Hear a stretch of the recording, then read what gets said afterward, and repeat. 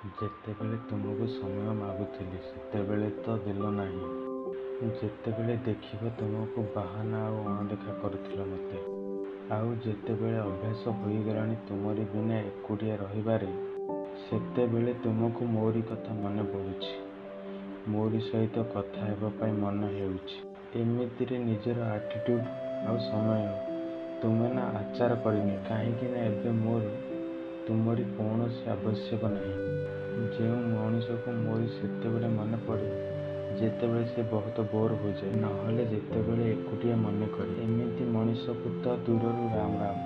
ତୁମରି ଭଳି ଲୋକ କେବଳ ଟାଇମ୍ ପାସ୍ କରିବା ପାଇଁ ଆସନ୍ତି ଆଉ ବୋର୍ ହେବା ପରେ ଚାଲିଯାଆନ୍ତି। ମୁଁ ନିଜକୁ ମାରିଦେବି, ହେଲେ ତୁମରି ଭଳି ଲୋକଙ୍କ ଠାରୁ 10 ଫିଟ୍ ଦୂରରେ ଚାଲିବି।